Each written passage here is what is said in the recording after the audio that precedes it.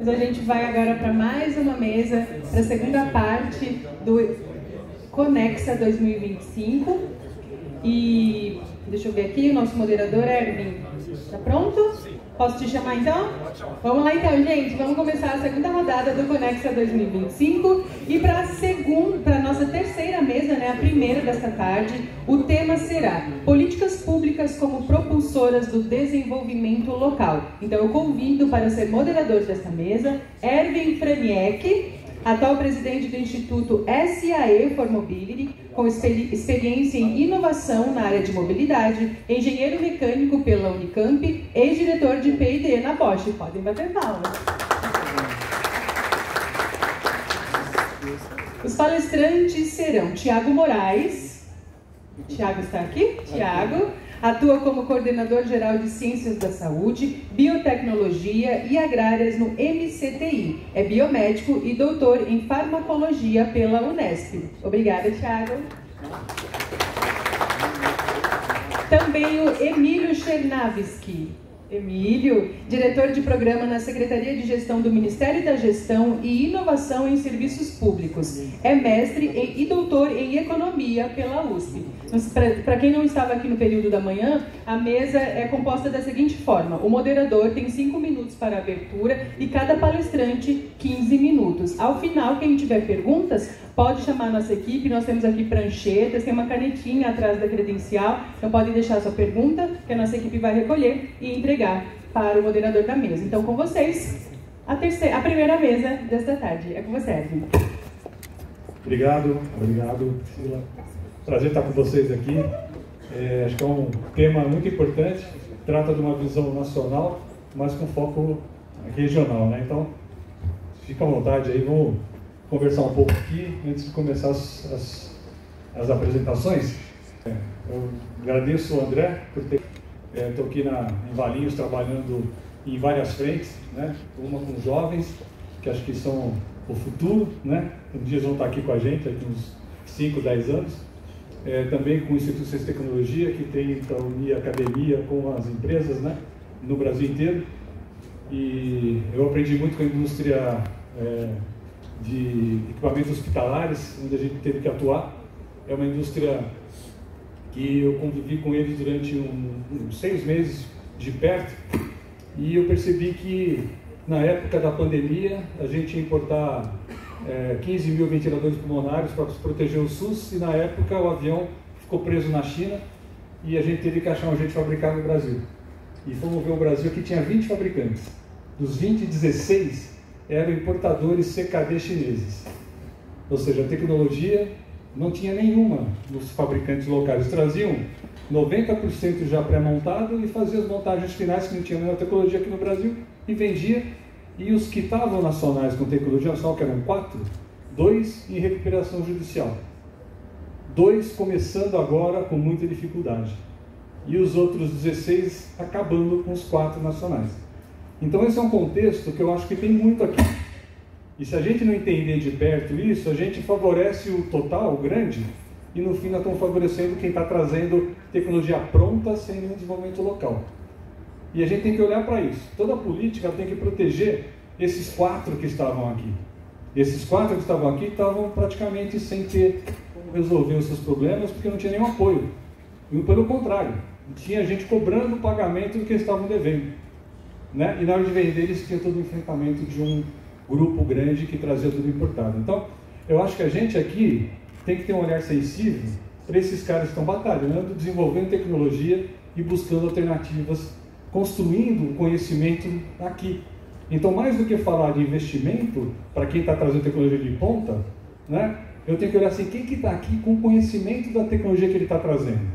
Como é que eu meço como um cara que está fabricando aqui conhece aquilo que ele está fabricando? Se ele não conhece, ele não tem direito de receber um centavo do governo. Porque se o cara só está aproveitando o conhecimento de fora e aproveitando financeiramente ganhando aqui, isso não devia ser bonificado em nada. Então, eu acredito que o nosso desafio é como fazer os incentivos regionais, conseguindo medir, porque quem está aqui sabe, uma Bionova, a gente sabe o que eles estão fazendo aqui. Né? Uma Eaton, que está aqui também, a gente sabe o que eles estão desenvolvendo aqui. Quem está no local sabe falar para vocês para todo mundo, por quanto aquele cara realmente conhece o que está fazendo.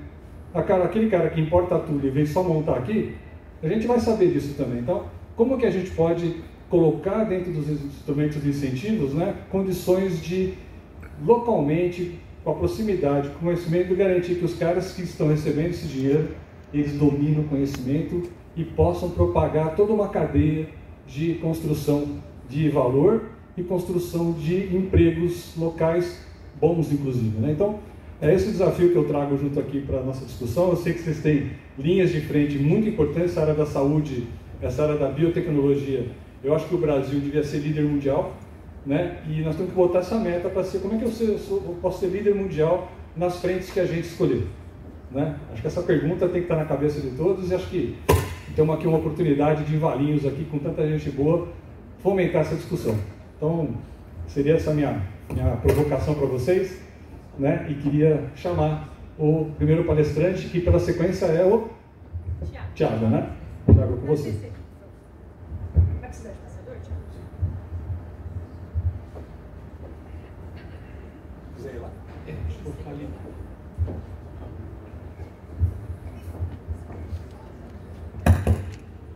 Bom, boa tarde a todos. Primeiramente, eu gostaria de agradecer o convite. Eu acho que é uma oportunidade fantástica para a gente dialogar e conversar justamente nesses pontos que você apresentou. E eu acho que um dos pilares, né, de como a gente consegue promover um desenvolvimento começando do desenvolvimento local, objetivando o desenvolvimento de um país, é o conhecimento, né? Então, eu vou trazer aqui uma visão muito rápida de como uma política científica e tecnológica ajuda ao desenvolvimento local, ajuda ao desenvolvimento, à geração de conhecimento local, para que aí, a partir disso, a gente tenha uma base concreta para conseguir o desenvolvimento do país como um todo. Bom, como foi apresentado, eu sou o Thiago Moraes, eu sou coordenador geral de Ciências da Saúde e Biotecnológicas da Garagem do MCTI. Eu acho que está cortando aqui. Fechando o formato da apresentação.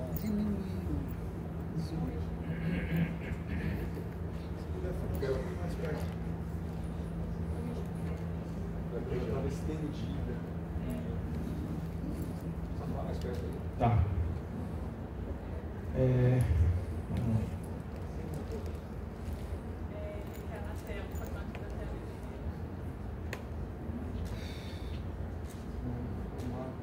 Não, tem um cálicezinho. Está 16 por 9. A tela é. O formato é diferente. Tem que diminuir. Eu tenho outro. Posso mandar um arquivo. É só comentar. Eu sou da coordenação geral, atualmente sou coordenador geral de Ciências da Saúde, Biotecnológicas e Agrárias. Minha formação sou biomédico, tenho doutorado em farmacologia, mas trabalho no Ministério da Ciência e Tecnologia já tem 14 anos, sou servidor de carreira e atualmente ocupo o cargo de coordenador geral. A Coordenação Geral de Ciências da Saúde, ela está localizada dentro da Secretaria de Políticas e Programas do MCTI.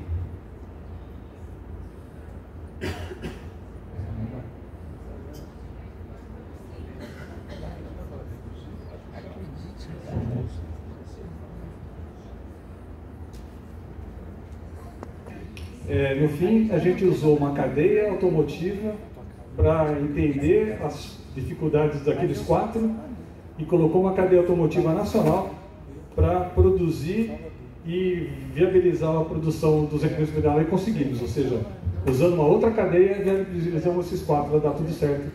Ou seja, a tecnologia funcionou super bem. Bom, vamos lá. Aqui só para entender um pouco a estrutura do Ministério, a Secretaria ela tem 2 departamentos. Tem um departamento que cuida da área de Ciências Humanas e Sociais, Ciências do Mar e Ciências da Saúde, Biotecnológicas e Agrária, e um departamento de sustentabilidade que cuida das questões do clima, biodiversidade e ecossistema. E essa secretaria, a CEP, dentro do MCTI, é a secretaria responsável pela política de ciência e tecnologia em si, aquela política do hard science que a gente chama, dentro dessa secretaria. Aqui eu trouxe alguns exemplos de alguns programas que a gente toca dentro da nossa coordenação, por exemplo, a Iniciativa Brasil Biotech, o Centro Latino-Americano de Biotecnologia. Acredito que quem atua na área de biotecnologia conhece o CABio, já participou de cursos do CABio, que tem uma formação longeva de quase 40 anos na área de biotecnologia, integrando países da América Latina. A Renama, Rede Nacional de Métodos Alternativos, que trabalha com a questão de métodos alternativos ao uso de animais para experimentação. E a Rede Vírus MCTI, como o Erwin colocou, também foi criada durante a pandemia. E a ideia era criar um comitê de especialistas que orientasse o Ministério no fomento a políticas públicas para o enfrentamento da pandemia de Covid-19. E aqui eu trouxe um pouco o resumo de como é um ciclo de planejamento de uma política de ciência e tecnologia. Né? Ela nasce com a Política Nacional de Ciência e Tecnologia, que aponta os desafios e as diretrizes, que gera a Estratégia Nacional de Ciência e Tecnologia, que é o documento que aponta as áreas estratégicas. E esse documento vai se desdobrar nos planos setoriais de ciência e tecnologia, que aí a gente vai ter um plano setorial para a saúde, um plano setorial para a biotecnologia e um plano setorial para a agro, no nosso caso, por exemplo. E aqui a importância disso é que todo o fomento que a gente vai observar lá no final, na ponta, com os editais do CNPq, com os editais da FINEP, decorrem dessa política nacional. Então, a elaboração dessa política é extremamente importante porque ela vai orientar, ela vai guiar todo o fomento à ciência e tecnologia lá na ponta. Aqui, só para ilustrar, como mencionei anteriormente, a gente tem atualmente a Estratégia Nacional de Ciência e Tecnologia, que foi prorrogada a sua vigência até o final de 2024, e o Plano Setorial da área de saúde, que também está vigente. E aqui são os 3 aspectos que a gente sempre tem que considerar na elaboração dessa política de ciência e tecnologia. Ela tem que ter o viés econômico, o viés científico e tecnológico e o viés social, ou qual vai ser o retorno social dessa política pública para a sociedade como um todo. Né? E aqui a gente está justamente nessa fase de atualização dessa política de ciência e tecnologia. Agora, no final de setembro, começo de outubro, foi realizada a 5ª Conferência Nacional de Ciência e Tecnologia, com ampla participação de diversos setores da sociedade, em que esses setores levaram suas preocupações, seus anseios de temas que devem constar na nova Política Nacional de Ciência e Tecnologia. E a partir das contribuições dessa Conferência Nacional de Ciência e Tecnologia, a gente vai trabalhar na atualização da Política Nacional de Ciência e Tecnologia, na sua estratégia nacional e nos seus planos setoriais. E aqui um resumo de como funciona o ecossistema de ciência e tecnologia. Né? Às vezes, quem está na ponta aqui pensando em universidades, empresas, ICTs, parques tecnológicos, que são aquelas entidades que buscam recurso público para fomento de ciência e tecnologia, eles acabam tendo interação muito próxima com as agências de fomento, CNPq, CAPES, FINEP, e às vezes falta esse tipo de retorno, esse tipo de conhecimento, que a política pública, na verdade, ela nasce dos atores políticos, a MCTI, Ministério da Saúde, MAPA, que são ministérios setoriais, que também tem o seu papel fundamental na elaboração da política. Então, para quem está lá na ponta, o pesquisador que está lá na ponta, a empresa que está lá na ponta e que depende daquele recurso público para fazer inovação, ele precisa ter esse quadro bem claro na sua cabeça, que ele precisa pressionar os atores políticos, seja o poder executivo, o poder legislativo, pode ser o legislativo federal, o legislativo local, e tem as sociedades científicas, as organizações de empresas ou outros tipos de organizações sociais que também têm a sua participação nesse ciclo político e levam as demandas desses setores para a elaboração da política. Então aqui eu acho que, para deixar um resumo, se você que está lá na ponta, está buscando recurso público, tem dificuldade, tem sugestões de melhorias, você tem que procurar os atores políticos para promover essas melhorias e levar suas demandas para esses atores. Aqui só para ilustrar o plano setorial de saúde, que está vigente atualmente e que está em fase de atualização a partir da 5ª conferência. Ele tinha 7 linhas temáticas, começando por ensaios pré-clínicos, doenças emergentes e emergentes, doenças crônicas, áreas de fronteira de conhecimento, principalmente medicina personalizada, células-tronco, insumos para a saúde, pesquisa clínica e saúde digital. A execução desse plano ela foi muito prejudicada porque a gente sofreu um contingenciamento forte da FNCT desde 2014, agora ele foi revertido, então ele foi prejudicado a execução. Muito dessas prioridades ainda continuam, mas agora com a retomada da FNCT, acredito que a gente vai conseguir atacar isso de uma forma mais eficiente. Aqui também para ilustrar o plano setorial de agropecuária sustentável, que a gente tinha 4 linhas temáticas, começando pelo fortalecimento da competitividade da agropecuária nacional, agropecuária sustentável, recuperação e renovação de áreas de pastagens, insumos agropecuários.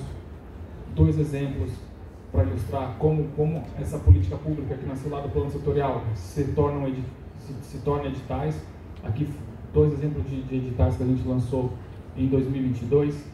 Um voltado para a ECT, uma chamada pública da SNPq, que trabalhou a questão de insumos, nutrição de plantas, defensivos agrícolas sustentáveis, e outro na FINEP, justamente voltado para empresas, com a mesma temática, com o mesmo valor, justamente para tentar promover essa aproximação entre CTs e empresas, para que eles trabalhem no mesmo tema e consigam futuramente fazer interlocução desses projetos. Aqui um outro exemplo de chamada pública aí mais voltada para a ICT, que a gente lançou ano passado, e é um tema prioritário. A gente entende que precisa aí ter um envolvimento da sociedade como um todo, que é a questão da gripe aviária. Atualmente ela é um grande problema, ainda não se tornou um grande problema de produção agropecuária no país, mas pode se tornar. Mas a gente tem visto cada vez mais casos de infecção por humanos. Recentemente nos Estados Unidos tem avançado muito essa questão. E essa priorização nasceu lá da Rede Vírus. A Rede Vírus ela continua ativa, então os pesquisadores da Rede Vírus já apontaram que a gente tem que ter muita atenção com relação à gripe aviária. Então a gente fomentou, lançou uma chamada pública justamente para que o sistema de ciência e tecnologia esteja mais preparado em caso de necessidade. Vai pensando em questão de vacinas, pensando em diagnóstico, fisiopatologia do vírus, para que a gente não seja pego de surpresa como a gente foi pego pela Covid-19. E aqui são as linhas estratégicas dessa chamada, uma chamada pequena, mas que tem uma importância grande. São 6 linhas temáticas, mais para ilustrar essa questão. E aí avançando um pouco na questão do desenvolvimento, saindo da política pública voltada para a ICT e olhando mais para a questão empresarial e inovação, tem a Nova Indústria Brasil, que é a nova política industrial, e essa nova política industrial, necessariamente, ela precisa conversar com a política de ciência e tecnologia. E aí que entra o programa Mais Inovação, que está sendo tocado pela FINEP junto com o BNDES. A Julieta está aqui, acredito que ela tenha falado disso mais cedo. E esse programa Mais Inovação é justamente isso, né? Ele é direcionado para empresas, fomenta empresas, a previsão de investimento de 66 bilhões de reais. Ele é alinhado com as missões do Nova Indústria Brasil.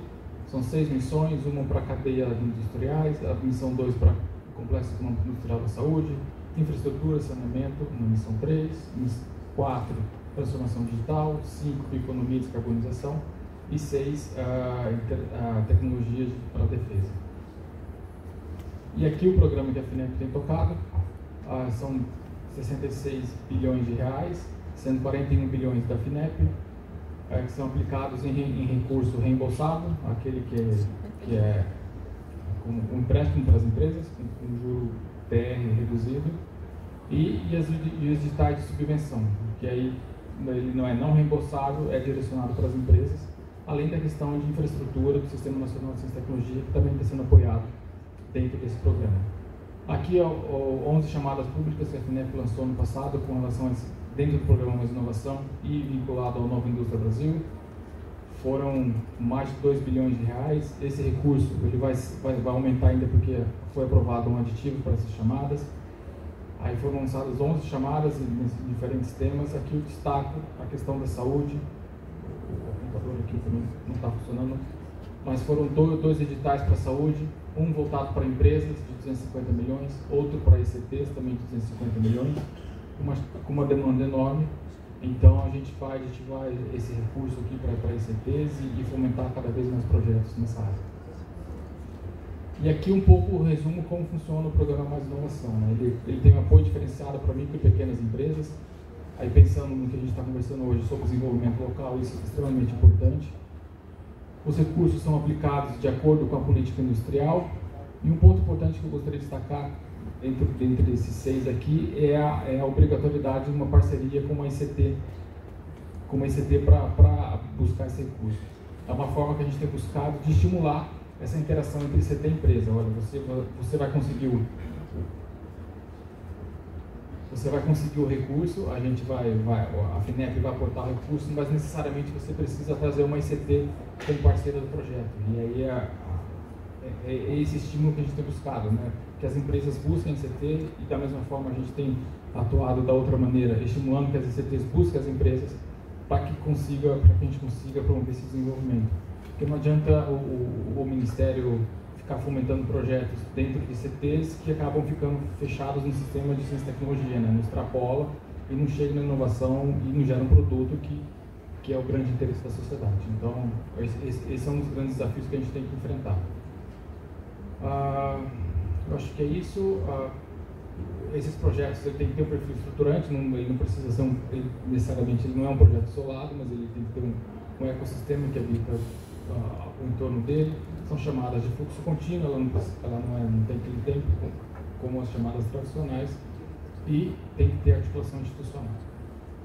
Aqui mais um exemplo de chamadas que têm sido operadas pela FINEP, aqui tanto mais voltados para a questão das ICTs, né, que é a recuperação da infraestrutura de pesquisa científica e tecnológica. Como mencionei anteriormente, o FNDCT ficou um bom tempo contingenciado, então a gente teve uma degradação grande das infraestruturas das ICTs, então a gente tem fomentado a recuperação dessas infraestruturas, a sua manutenção e a criação de novas infraestruturas. E aqui um retrato, né, de como o FNDCT tem operado, né? A gente saiu de um cenário de forte contingenciamento dos anos anteriores, 2023 e 2024. A gente teve um salto aí, só olhando para a questão do recurso não reembolsável, a previsão para esse ano são de 6,5 bilhões de reais. Para o ano que vem, a previsão é de aumento ainda maior, todo sendo executado.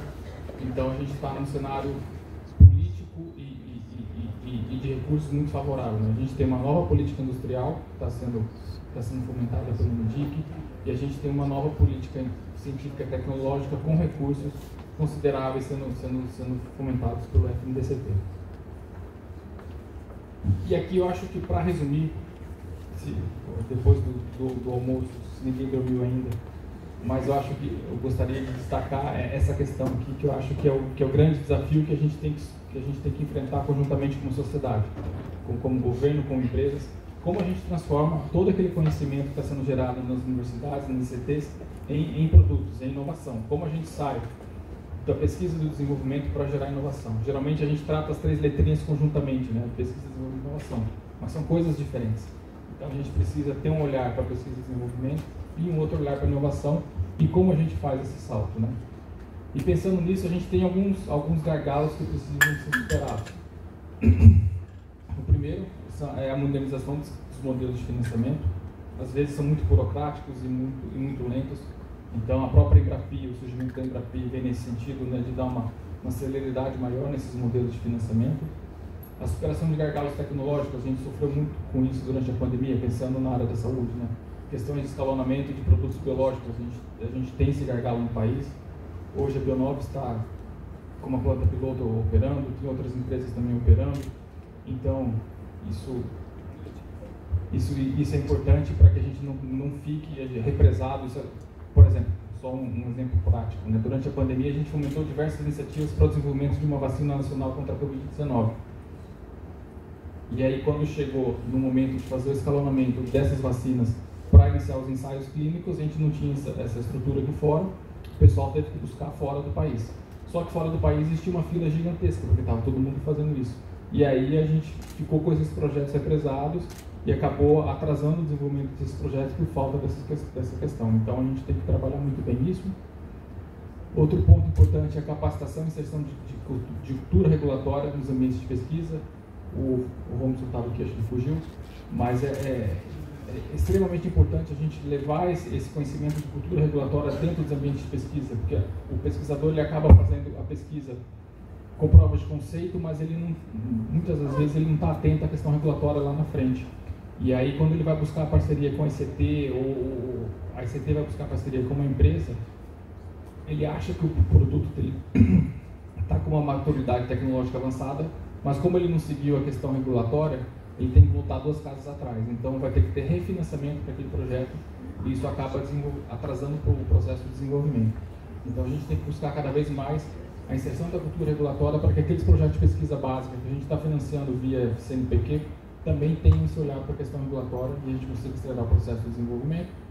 Atrelado isso ao amadurecimento tecnológico dos projetos dentro das ICTs, para que ele saia da prova de conceito, consiga avançar para o pré-clínico, fazer um ensaio clínico fase 1, fase 2, para que eles sejam mais atrativos para uma empresa e aí a gente consiga fazer essa interlocução. Esse é um outro grande problema que a gente tem enfrentado. E, resumindo, né, é essa aproximação entre ICT e empresas, como a gente cria políticas públicas, como a gente cria ferramentas para estimular essa interação. Acho que é isso. Desculpa se eu passei muito rápido, mas o tempo era curto e queria trazer alguns tópicos para a gente conversar depois. Obrigado. Parabéns, Thiago. Gostei da seriedade e do critério, né, que você trouxe tudo para a gente. E é tudo realmente assim, muito fácil. Não é muito fácil de conseguir botar em prática isso. Tem que ter essa seriedade, esse cuidado. E temos uma série de instrumentos complexos de serem usados, né? E se a gente estiver preparado, não sabe usar. Então, se preparar para usar isso é muito importante. Eu acho que estou num momento bom para fazer isso. E uma coisa que você falou é verdade. No Brasil, ninguém consegue crescer muito rápido. Quem quiser crescer muito rápido vai encontrar muita dificuldade. O Brasil é um cenário complexo para crescimento. Você tem vários obstáculos, não vou falar mais sobre isso, porque esse escalamento que você teve aqui como um problema, a gente encontra em quase todas as áreas. Como escalonar alguma coisa aqui no Brasil, você tem que planejar um crescimento lento. Se planejar rápido, você vai se quebrar em breve ali, né? E como a gente está falando de inovação e ciência e tecnologia, o mercado é rápido. E se você fica preso nessa etapa, você acaba sendo superado pelos concorrentes, né? E aí a gente acaba ficando para trás e perdendo todo aquele investimento e conhecimento que foi gerado. Então, o diagnóstico que vocês têm lá daquele escalonamento é importante usar como regra geral no Brasil, porque isso é um problema geral. Eu queria agora já aproveitar e passar para o Emílio Chernatsky, né? Para trazer essa visão também de uma outra perspectiva que eu acho que tem muita experiência para ouvir também. Obrigado. Eu vou usar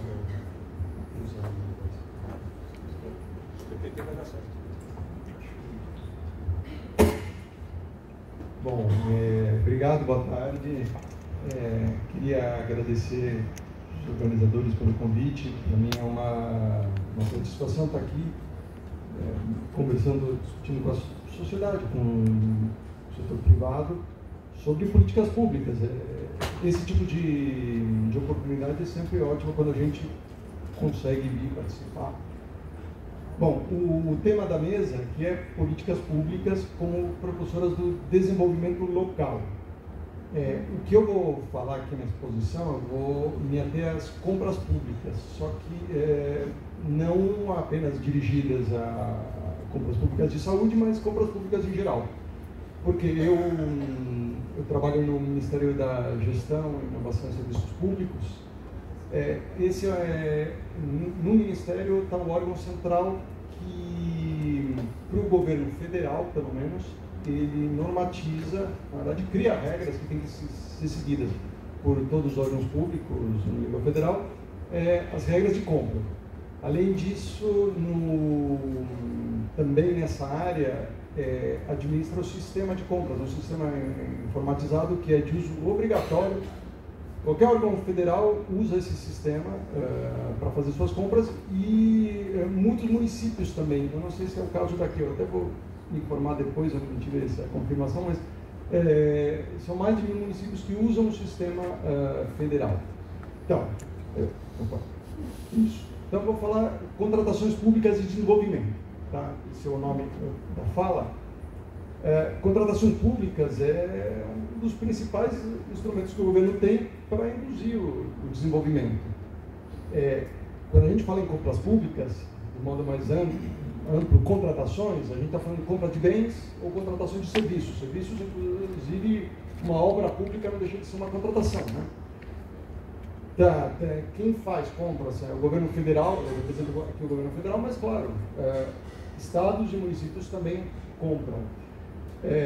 Administração direta, autárquica fundacional, mas também estatais e as concessionárias. As concessionárias de serviço público não é exatamente uma compra pública, mas nos contratos de concessão que são firmados com o setor público, você pode estabelecer cláusulas de compra. Então, o setor público tem uma ingerência nas compras públicas mesmo, nas compras das concessionárias. O que acontece? O Estado é um dos maiores, ou normalmente é o maior comprador. poderia, eu queria ter colocado aí, poderia ser o maior comprador, porque o Estado também é comum que faça compra picada. Uma prefeitura faz aqui, outra faz lá, dentro da própria prefeitura do Estado, cada órgão faz sua compra, mas se não houvesse essa fragmentação, em geral, o Estado é o maior comprador que tem no país, no Estado ou no município, né? E que isso, a princípio, dá um grande poder para o Estado.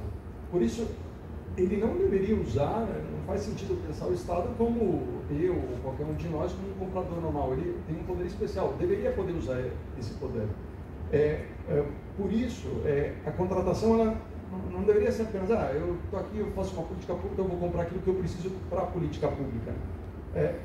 O Estado ele deveria poder usar o poder de compra que ele tem para outras coisas, não apenas para comprar aquilo que preciso comprar água, preciso fazer obra, mais coisa. Aqui, alguns exemplos que eu vou dar. Claro, ele pode gerar renda e emprego no país. Quando você compra um produto importado, você está gerando renda, emprego, lucros, tributação no país onde o negócio é produzido. Então, faz sentido você, olha, eu vou fazer compra para produzir aqui, gerar emprego e renda no país. Promover inovação também no país, e a inovação aumenta a produtividade. Promover o desenvolvimento local, eu posso preferir comprar de quem está perto de mim, favorecendo a comunidade local e não alguém que está a milhares de quilômetros, mesmo no Brasil, o Brasil é um país grande. Reduzir desigualdades regionais, fomentar atividade, isso já existe, se faz um pouco de micro e pequenas empresas, claro, porque para não deixar só nas grandes. Garantir o abastecimento, tem uma coisa que foi falada aqui agora há pouco, justamente quando teve a pandemia, ficou muito claro isso. A gente precisava, se você depende só do exterior, você não vai ter momentos onde você não vai ter o que você precisa, como foi o caso dos ventiladores, é isso. Beneficiar populações vulneráveis, tem uma regulamentação nova no âmbito federal que dá preferência a compras de iniciativas de mulheres vítimas de violência doméstica, por exemplo. Você pode usar as compras públicas para esse tipo de coisa. Difundir padrões de sustentabilidade, claro, ou seja, para a empresa que está comprando algum produto, pode ser, ela sabe, ela fazendo a compra, mesmo quando a gente tem uma produção, no caso, ambientalmente mais sustentável, ela é boa para toda a sociedade. Menos poluição, menos emissões, menos resíduos. Só que, do ponto de vista da empresa, ela pode acabar pagando mais caro e não faz muita diferença para ela, mas para o Estado faz todo sentido ele difundir, ele define padrões, compra dessa forma e são padrões que eventualmente vão ser adotados pelas empresas também. É uma forma e beneficiando toda a sociedade. Então, essa é a ideia. Usar o poder de compra, às vezes a gente fica estigmatizado no Brasil, acaba até apanhando, mas é um instrumento super tradicional de política industrial, desenvolvimento, mas basicamente industrial, que é utilizado em todo mundo e nos últimos anos cada vez mais, isso está muito claro, com o tempo um pouco pode, não pode, cada vez mais tem sido usado, países emergentes e em desenvolvimento. Um caso muito óbvio, os Estados Unidos, ele nunca parou com essa política, tá? Desde 1933, já há mais de 90 anos, a lei exige, olha, o governo tem que comprar produto nacional, mas cara, tem que comprar nacional. Existem algumas exceções, claro, se não tem no país, se o produto é muito mais caro, aí são exceções, mas a regra é órgão público que compra produto nacional. Aqui pareceria o FMI, que normalmente era um órgão que, em geral, é contra a política industrial, era muito comum posições contrárias.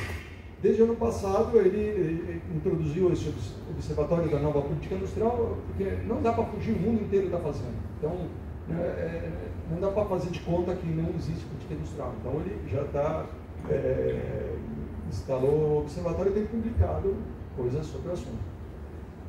No Brasil, um pouco nessa onda, já em 21, a gente tem a lei de compras, a 8666, é conhecida por todo mundo que faz compras.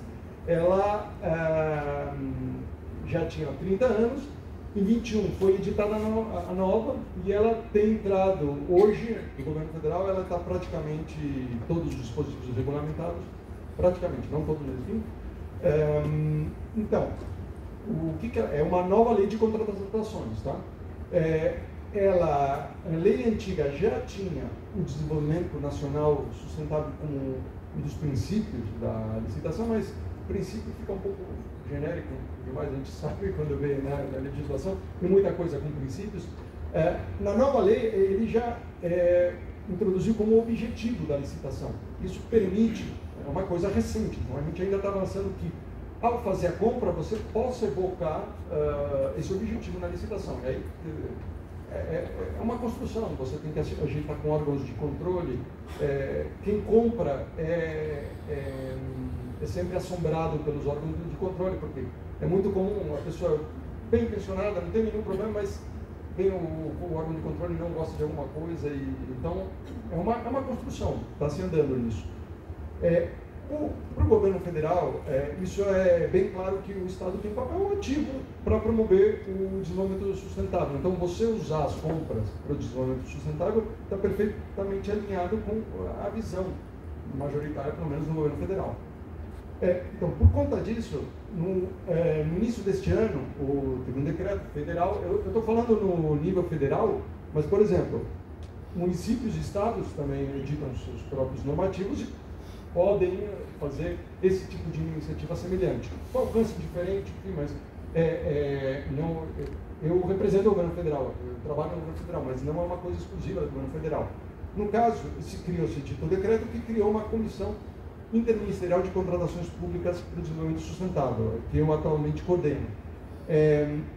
Com o objetivo isso, potencializar o uso do poder de compra do Estado para o desenvolvimento econômico, social e ambientalmente sustentável. Então, é para dar um olhar central e claro, para as compras tem que servir para o desenvolvimento sustentável, não apenas preciso um computador, compro, preciso água, compro, não, tem que ter esse olhar geral e é isso que está começando a ser feito. Aqui, vou dar algumas palavras sobre a comissão, justamente o que ela faz. Então, a ideia é mobilizar e articular a demanda estatal para apoiar as políticas públicas. Um pouco isso. Se cada um compra por si, ninguém sabe que todo mundo compra, é muito mais difícil. O poder de compra está todo espalhado e você não consegue fazer nada. Então, a ideia é um pouco, olha, você reúne, tem esse olhar geral e para fazer política pública com esse poder de compra. Alinhar políticas, qual que é a ideia aqui? É muito comum, a gente tem programas de fomento à inovação, um caso muito claro, só que é muito comum, você fomenta a inovação, depois você não tem políticas de compra, e aí você acaba comprando importado. É muito comum isso. Então, não, vamos tentar, olha, se a gente fomenta isso, no início é normal que seja um pouco mais caro, então vamos comprar para no início daquilo que a gente fomentou, porque senão é recursos perdidos. E, de modo geral, melhorar a qualidade da contratação. Aqui, outro ponto, a comissão ela exerce competências alinhadas com a política industrial, que o Thiago citou, a NIB, a Nova Indústria Brasil, que está sendo anunciada, progressivamente anunciada, que é no âmbito do CNDI, é Conselho Nacional de Desenvolvimento Industrial, no âmbito do conselho que foi criada a política, né? Plano de transformação ecológica, o novo PAC, são todas políticas federais, né? Que a ideia é um pouco isso, você usa o poder de compra, não é porque o Emílio aqui decidiu, alguém... Não, tem políticas públicas mais gerais e você tenta se enquadrar nelas, é um pouco essa ideia. E outras políticas do Poder Executivo Federal. E o que a SIX faz na prática? E é isso, eu estou colocando o exemplo da SIX, mas comissões locais poderiam fazer esse tipo de coisa também. A gente coloca margem de preferência normal e adicional. Eu vou explicar esse ponto daqui a pouco, que é particularmente importante. Depois, medidas de compensação comercial, industrial e tecnológica, isso é conhecido como offset também, ou seja, a empresa vem, mas você, olha, tá bom, eu vou te dar essa ou aquela vantagem de mercado em troca de por isso é uma compensação comercial, industrial e tecnológica. Né? A defesa, especialmente, faz muito, mas e um pouco a saúde não deixa de ser um pouco isso também, né? Mas a ideia é expandir esse tipo de política e outros instrumentos de contratação pública. Aqui, a comissão ela recebe, analisa e decide sobre propostas. porque é isso, não é que sai tudo da cabeça da comissão. Outros órgãos que executam políticas públicas podem propor e, no âmbito da comissão, lembrando, é interministerial, então são vários ministérios que estão lá, se decide se aplica, se dá para aplicar ou não. Tá? E aqui, só um rápido comentário, que isso é uma unidade de governança, que são novas formas de licitação, provavelmente são resultantes da nova lei. O diálogo competitivo é uma forma bem interessante, a gente ainda está regulamentando no governo federal, mas que às vezes você vai comprar alguma coisa, o Estado, o governo local, não sabe exatamente, não tem todos os detalhes do que vai comprar. Então, você pode chamar uma série de empresas, pré-qualifica uma série de empresas e desenvolve com elas aquilo que você vai querer comprar. Você não sabe, você é governo, não necessariamente vai saber todas as soluções. E depois você consegue fazer a licitação entre aquelas empresas. Então, uma forma nova de licitação que, especialmente para inovar, pode ser muito útil. Aqui é um concurso para uma solução inovadora, ou seja, é outra forma também nova que existe na lei. Depois, coisas aqui, por exemplo, você definir critérios de desempate de sustentabilidade e inclusão em contratações. Isso é um tema, isso, por exemplo, é muito comum o comprador, olha, tem que definir, tem que buscar sustentabilidade. Mas para o comprador, ele fica lá, pô, eu faço essa exigência, agora se eu faço essa exigência, o controle, o Tribunal de Contas pode acusar que eu estou fazendo algum tipo de conluio, então ele fica com medo e não vai. É totalmente compreensível o comprador fazer isso. Agora, se você define centralmente, olha, se você fizer isto ou adotar este critério, beleza, você está perseguindo o critério de sustentabilidade. Inclusão, mesma coisa, esse exemplo das mulheres vítimas de violência, mesma coisa. Tá? Depois aqui tem duas formas de licitação também, encomenda tecnológica e contrato público solução inovadora. Depois, qualquer coisa a gente fala mais detalhadamente deles. E também estatais e concessões, que também são formas de contratação. Tenho que correr um pouquinho aqui. Eu vou falar rapidamente de margens, que esse é um instrumento que o governo federal, ele aplicou em 2012, 2013 até 2015, ficou um tempo sem usar e agora voltamos a usar. E é um instrumento que eu acho especialmente interessante. Vamos lá, como que é? Aí a comissão, ainda no âmbito da comissão, ela pode fazer margem de preferência sobre bem manufaturado nacional, ou serviço nacional, bem manufaturado oriundo de inovação no país, ou seja, que teve P&D, inovação no país, ou bens reciclados, recicláveis e biodegradáveis. Margem de preferência, só para explicar brevemente, é isso. Você faz uma licitação e você permite, olha, se é um produto, no caso do primeiro, nacional, pode pagar um pouco a mais. Até quanto a mais? O governo federal é 10% a mais. Se é um produto nacional. Tá? Isso é uma margem de preferência. Se não tiver produto nacional, tudo bem, o importado ganha sem margem. Já houve 3 resoluções a nível nacional, tá? Para ônibus e equipamentos metroferroviários, máquinas de linha amarela. A máquina de linha amarela é retroescavadeira, escavadeira, isso que é usado em construção civil. Então, se a gente quer aumentar os investimentos, estamos aumentando o investimento, é natural que a gente use mais máquinas. Então, margens a gente colocou, e sistemas fotovoltaicos. E recentemente, em outubro, foi o grande salto que a gente deu, medicamentos, tá? E TICs. TICs é tecnologia de informação e comunicação. Tudo que é computador e é uma gama muito grande de telefonia, uma gama muito grande de equipamentos, tem margem. E o que acontece? Desde outubro, esses 2 grupos muito grandes, podem imaginar, medicamentos é o que mais o Estado compra, com margens normais adicionais. O que é? Normal, se o produto nacional tem margem. Se além de ser nacional, ele teve tecnologia desenvolvida no país, é uma margem adicional. É isso que a gente faz. Tá? Somando as duas, pode ser 15% no caso de medicamentos e 20% no de TICs, que a gente chama. Estou acabando aqui. Olha, bom, isso é uma coisa porque a gente é uma política que pode ser criticada. Você está pagando mais para o produto nacional, quer beneficiar alguém, é empresário pouco competitivo, a gente acaba ouvindo muito esse tipo de coisa, vamos beneficiar alguém que não trabalha direito, é ineficiente. Bom, enfim, a gente ainda se defronta muito por isso. Quando a gente aplica uma margem de preferência, e eu estou colocando ali, é com custo fiscal, com o governo baixo ou até nulo, a gente pode até ganhar dinheiro, não é a ideia, mas por quê?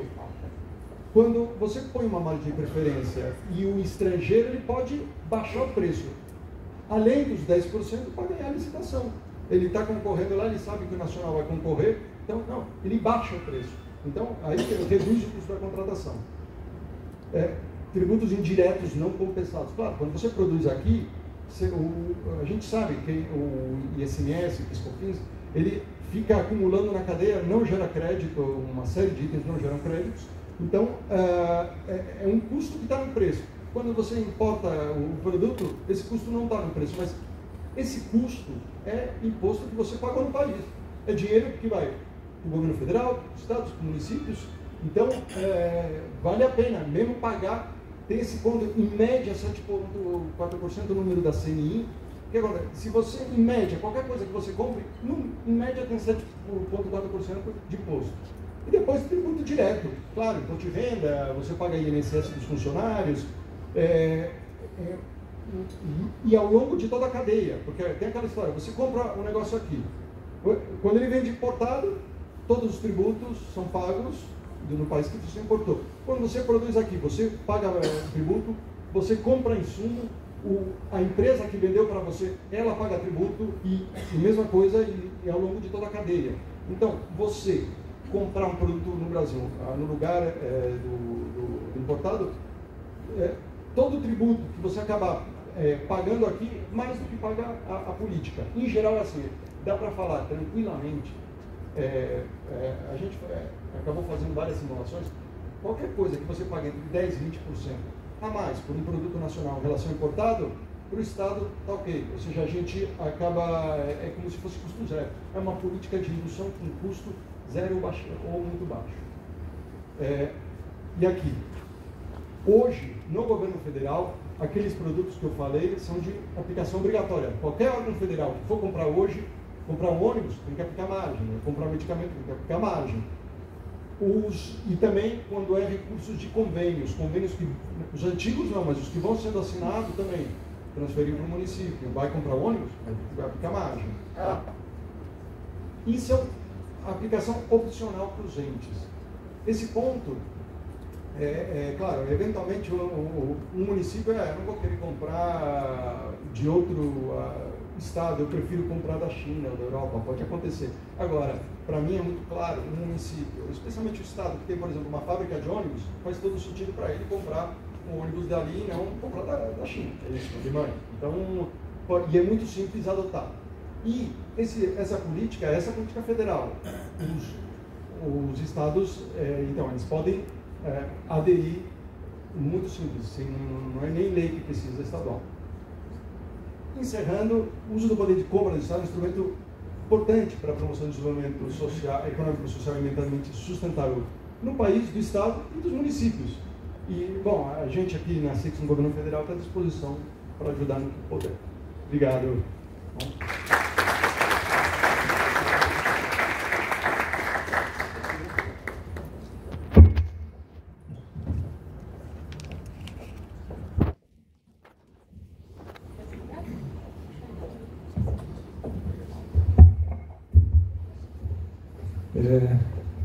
Eu acho que eu trouxe muitos pontos que são relevantes.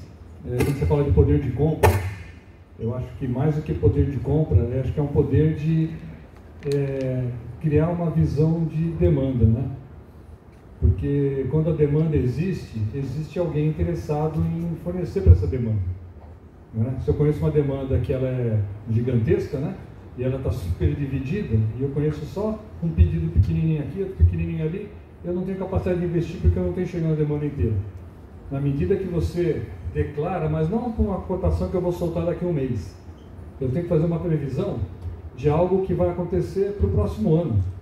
Né? Então, acho que a melhor coisa que a gente poderia ter do Estado é o seguinte: ano que vem, nós vamos fazer uma previsão de demanda, que é um poder de compra, né? Sobre esses itens, são os 100 itens mais importantes em volume, de forma que eu possa ajudar todo mundo a se planejar e prever onde eu vou botar o meu dinheiro, onde eu vou investir em inovação, porque inovação, a gente sabe que eu invisto em inovação, pela OCDE, em 5 anos você vê alguma transformação do mercado economicamente falando. Né? Nunca é no ano que você investiu. Né? Assim, a experiência que eles têm, depois de 5 anos investindo continuamente numa área, com intervenção da academia, com intervenção da indústria, em 5 anos eu vejo resultado. Então, tudo que a gente fala aqui, a gente tem que ter uma visão que é para médio prazo, né? Isso não é nem longo, né? E se a gente não trabalhar nisso, a gente tem realmente, assim, voo de galinha, né? A gente começa a fazer, fala, não aconteceu, vamos fazer de novo, vamos fazer de novo. Então, a gente tem que ter uma visão que esse tipo de coisa é, no mínimo, 5 anos que nós estamos fazendo e vamos colher fruto lá na frente. Então, não dá para pensar colher fruto 2025, né? É algo que vai acontecendo, a gente vê movimentações, a gente pode medir por isso aqui que nós estamos vendo, isso aqui que nós estamos fazendo, para mim é um sinal de está acontecendo alguma coisa.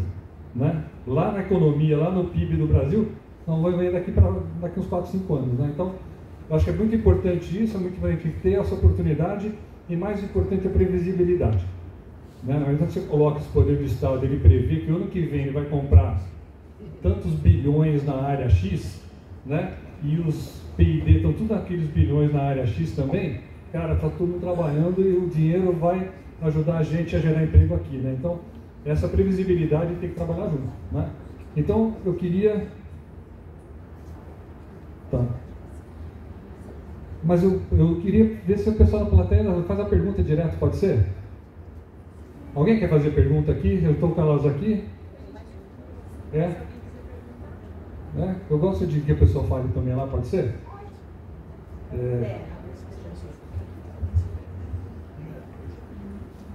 Tudo bem eu dar uma bagunçada assim? Porque eu acho que já quem está aqui poder falar é sempre bom.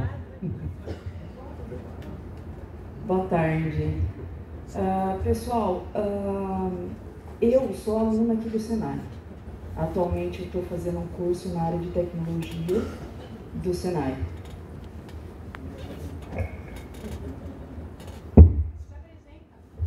Bom, meu nome é Rose, tá? Eu sou mãe, tenho mais de 40 anos e, como eu dizia, eu estou fazendo atualmente um curso na área de tecnologia. O que eu percebo como mulher, como mãe? Que existe uma grande falta no mercado de trabalho. Emprego tem, é o que dizem, que emprego tem. No entanto, não me empregam. Então, o que eu preciso fazer como mãe? Eu preciso empreender. É assim que eu me vejo, porque todo mundo tem que sustentar a família, não é? Existem pesquisas onde mais de 60% dos lares nacionais são regidos por mulheres. Dentre essas, a imensa maioria são mães solo. E existe uma grande porcentagem de mães que cuidam dos filhos com algum problema de saúde, com alguma deficiência, com alguma necessidade especial. Eu, inclusive, estou investigando nos meus filhos, né, se tem autismo, se tem TDAH.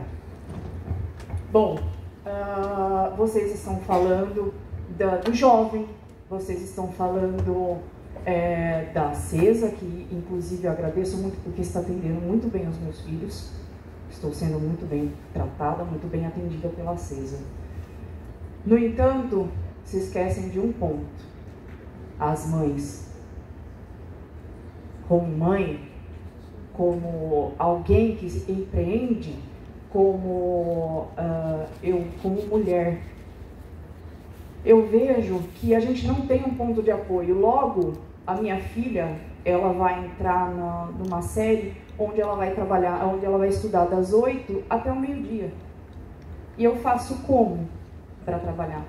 Como que eu sustento a minha casa? O que eu quero dizer com tudo isso? Precisamos aqui em Valinhos ter uma associação de mulheres, de mães, aqui no Senai mesmo, perdão, o Senai não é reclamando, no entanto, está faltando um curso voltado para a mulher.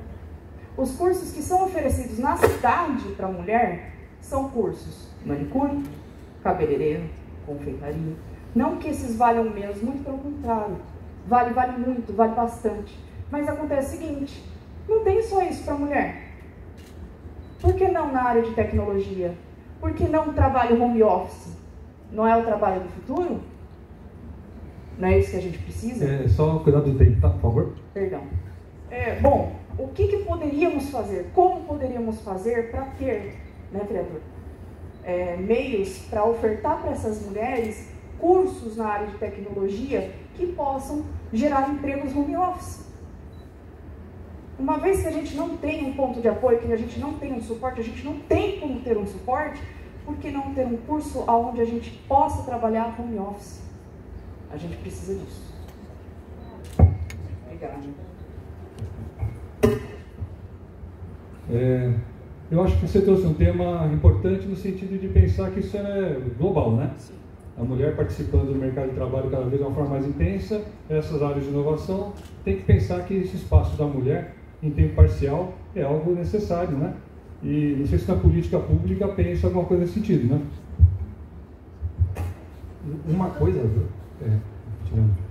que provavelmente ajuda é isso. Você falou que, bom, teu filho acaba a escola ao meio-dia, por isso a escola integral, que está crescendo muito o número de escolas. Eu não sei em cada lugar, mas é um movimento que está aumentando e eu sei que é prioridade do governo federal. Eu pessoalmente espero que aumente muito também, que é isso, a escola integral, justamente para permitir casos como o seu, e que são super comuns, o mais comum é isso, né? Então, por isso, precisa escola integral e expansão grande das creches, que também é uma deficiência gigante no Brasil, isso a gente sabe, mas, enfim. Só complementando uma informação que eu não trouxe, mas o Ministério ele tem lançado cada vez mais políticas voltadas para incentivar mulheres na ciência, né? Existem editais específicos que estão sendo lançados pelo próprio CNPq, direcionados para a inserção cada vez maior de mulheres na ciência e aí buscando essa inserção de mulheres no campo da ciência, principalmente em áreas que não tem domínio de mulheres, matemática, as ciências mais duras, né, que a gente chama. Que quando você olha para a área biológica, você tem uma paridade muito boa entre homens e mulheres, mas nessas ciências, então o Ministério tem trabalhado em políticas públicas para incentivar mulheres, crianças, desde crianças, meninas, né, desde da educação básica, para incentivo à ciência cada vez mais. Só fazer uma complementação, falando a respeito do curso que eu faço.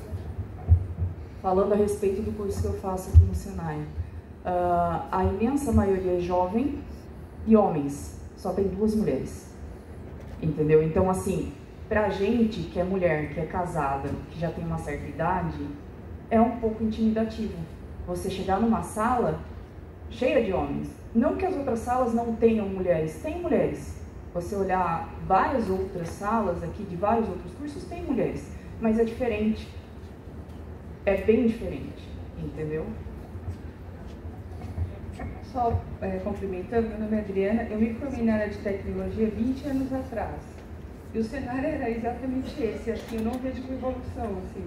É interessante ver ela falando assim, 20 anos depois, ela vive o mesmo cenário que eu vivia 20 anos atrás, e que a gente vê pregando muito, né, inserção de mulher na tecnologia, muita fala, pouca ação, assim, é isso que eu enxergando ela agora falar, o mesmo cenário meu há 20 anos atrás, você entrar numa sala, só que é o que ela estava conversando comigo, eu achei interessante, falei, ela está vivendo hoje o que eu já vivi 20 anos atrás, então assim, nada mudou. Mudou sim, viu? Depois eu vou te falar onde eu vejo. Gente, se me permite, né, acho que a provocação é muito importante e esse espaço aqui é para isso, é para ser provocativo. Se nós queremos inovar, nós precisamos pensar coisas a partir de perspectivas diferentes. Coincidentemente, eu também atuo dentro da Câmara como coordenador da Frente Parlamentar em prol da família. E quando eu falo disso, nós estamos falando de políticas familiares. Muitos lugares do mundo já adotaram práticas a partir de políticas públicas que favoreçam o fortalecimento de vínculos familiares, inclusive a partir de uma compreensão da valorização do espaço familiar, da valorização da família, porque muitas vezes a mulher acaba ficando fora do mercado de trabalho porque não existe também uma conscientização de que o papel de mãe também é importante, mas ele não é remunerado. Existe uma discussão de uma entidade chamada Family Talks no Congresso Nacional, que atua junto ao Executivo, que é uma advocacy a partir de políticas públicas familiares, que tem trabalhado inclusive a questão da licença paternidade, como outros países já são flexíveis, a mulher divide com o homem, não recai só o peso sobre a mulher, né? E logicamente 4 meses é um período muito curto, mas aí você tem toda uma discussão com o empresariado, como é que qual que é o custo que nós vamos assumir. Alguns países mais evoluídos, e quando eu digo aqui evoluídos, eles já superaram problemas de saneamento básico, problemas de pobreza que ainda não superamos, e tem a condição de até mesmo o sistema previdenciário deles permitir um afastamento durante um longo período, durante longa data. Algumas cidades, inclusive, têm programas para que aqueles pais que querem ter filhos venham para a cidade. Aí é o caso do envelhecimento populacional em muitos países. Então, nós ainda vamos viver, acredito, esse momento, porque nós estamos vivendo uma inversão da pirâmide.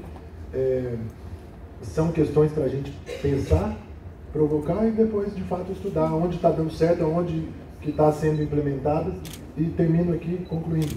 Outro dia eu estava numa empresa, semana retrasada, estava numa empresa e o diretor falou assim para mim: André, nós temos muitas mulheres. Aí é um caso de produção, que falou: nós temos muitas mulheres aqui, técnicas que produzem também. Será que não é possível estudar para que o poder público, de repente, faça um convênio para que nós tenhamos uma creche dentro da empresa? E nós estamos com disposição de construir isso, e nós sabemos que pela lei da BNCC e lei educacional, você precisa ter, na verdade, o poder público aplicando aquele conhecimento. Então você tem que ter mão de obra qualificada do município. Como que a gente cria soluções inovadoras, que é isso que está sendo proposto aqui, né? Aplicar a política pública? É uma provocação, é talvez um descontentamento, porque a realidade está aí, a gente está vendo, mas vamos trabalhar junto, vamos aproveitar desse conhecimento que está sendo proposto aqui, para que seja aqui um começo e que talvez a gente não vai mudar tudo. A realidade, ela precisa ser mudada na consciência também. Mas é um caminho, é um começo, nós acolhemos esse trabalho e eu me coloco à disposição para a gente continuar essa conversa a partir daquilo que tem sido proposto aqui. A sua provocação é muito válida. Tá bom? Eu acho que nós vamos ter só mais uma pergunta aqui, o tempo acabou. Queria abrir para mais gente, mas pode conversar depois, viu, Paulo? Mas eu queria só dar 2 informações. Primeiro, eu sou professor do Cutuca há 43 anos. No começo era assim. Minha turma de agora, 40% é mulher. Mecatrônica ainda, hein? Está acontecendo lá em Campinas, já tem um histórico grande, né? Tem uma experiência grande. Acho que as mulheres já entenderam que tem espaço para elas lá, porque não é uma coisa que acontece assim, ó, está aberto. Até começar demora.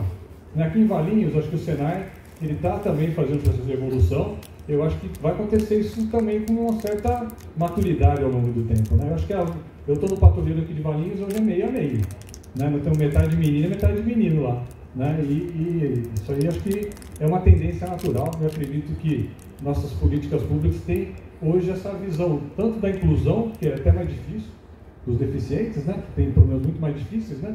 E eu acho que quando ela é assim, inclusiva, eu acho que tem espaço para todo mundo, né? Inclusive mulher, homem, mais velho, mais novo, enfim. Eu acho que as dificuldades da sociedade existem, né? E vocês trouxeram um tema aqui, que acho que é a nossa última pergunta, que acho que vai ser para o Emílio, né? Que acho que essa margem que você trouxe aí é alguma coisa que é uma chance de a gente viabilizar a indústria nacional a se recuperar perante esse... você pegar os Estados Unidos, fechou as portas lá 100% de imposto para a China. Você pega a Europa, fechou 50% de... Né, a margem que você falou, você está colocando 50% lá. A nossa margem está até pequena aqui, né? A OMC vai até começar a brigar por isso. Então, a nossa margem aqui está até pequena. Mas a pergunta é, como é que eu posso beneficiar mais os produtos locais? Ou se essa margem pode ser aplicada a algum produto vindo de outros países? Ou era só para o Brasil? Obrigado. Não, a margem ela realmente é para o produto nacional e para os produtos do Mercosul, mas para entrar no Mercosul precisa acordos, então ainda não vale, ainda é só realmente para o produto nacional. Acho que a pergunta seria para produtos locais. Isso. Seria muito interessante. Na tramitação da lei, chegou a ser cogitado isso. Entrou, em algum momento, realmente entrou que os municípios poderiam realmente colocar eles margem, só que no fim isso saiu. A lei hoje, essa 14.133, que ela vale inclusive para os municípios, né? Ela não permite que o município coloque margem dele próprio. Então, o que pode é ele aderir a uma margem federal, que já existe, mas aí vai depender se o município produz ou não. E uma coisa que a gente está estudando para o governo federal é permitir dar alguma vantagem justamente quando o produto é local. Só que isso ainda não existe, depende de regulamentação. O município até pode regulamentar a lei municipal, só que, claro, pode ser questionada. É uma coisa nova, é isso. A gente está regulamentando a lei, a gente está mudando de paradigma, porque até agora era quem compra sabe, você tem que comprar pelo menor preço, só pelo menor preço. Se você está fazendo alguma política desse tipo, eu vou comprar de quem está próximo para beneficiar a comunidade local, tem algum esquema por trás. Então a gente está mudando isso. Nós, no governo federal, estamos estudando essa possibilidade. E os municípios e estados podem pensar também. Mas se o governo federal faz, vai facilitar para que outros entes adiram a isso, né? Queria ouvir mais perguntas, mas pelo que eu entendo, nosso tempo acabou. Aceita uma pergunta a mais ou vamos fechar aqui? Podemos fechar? Qualquer coisa a gente conversa depois ali? Nós vamos pro coffee agora, dá para conversar bastante lá fora. Então tá bom. Tá bom, gente? Vamos tomar um cafezinho, já a gente retorna, 10 minutinhos, tá bom? Muito obrigada, Erwin, Thiago e Emílio. Merece uma salva de palmas, né?